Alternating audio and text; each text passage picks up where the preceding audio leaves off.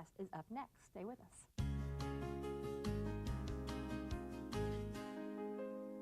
Sometimes we have lots of photos and we don't know what to do with all those extra photos.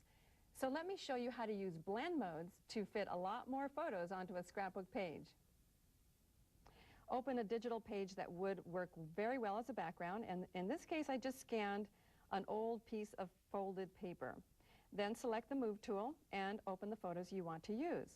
I'm going to click and drag this first one across onto my page, and I'll need to resize this, so I'll click on Show Bounding Box and click on a corner and drag it pretty small because I've got a lot of photos to put on here. I'll click on the check mark to accept that, and then let me open the rest of the photos that I already put on the page in the interest of time. All of these photos that didn't find a place on my regular scrapbook pages for my trip to Europe.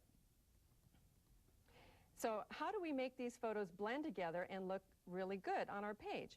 First of all, let's select all these photos. I'll click on one and shift click on the last one, and then I'll come up here and choose Merge Layers. So they're all on one layer now. So if I come up to this menu up here that says Normal and click on Soft Light, suddenly all my photos fit together and blend together on this page. So how did I know which blend mode to pick? Well, I didn't really know, so let me show you how I figured it out. Come up to your menu and choose Normal. And then what you'll want to do is just press the Shift key and press the plus mark on your computer, and you'll see that it changes to the next one, which is Dissolve, and that doesn't do much of anything.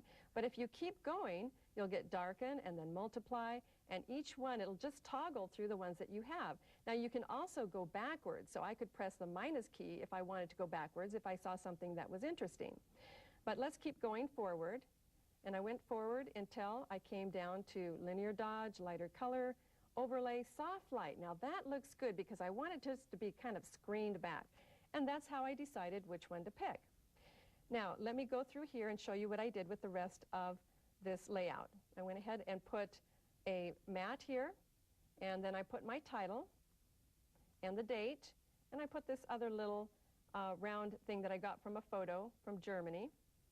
And this is how my page ended up looking like. However, I want you to be aware that it really depends on what the background paper is. So if I choose a different background paper, let's try one here. I'll choose this background paper, and look at what a big difference it makes. I mean, this is totally different. So it really depends on the photos that you're using and the background paper that you're using. So I'm going to go ahead and turn this one off because this is the page that I decided to use. So that's a way to use photos. If you have a lot of extra photos that you want to use, try this. It looks kind of crazy, but it really does a nice job to make an intro page for a photo album.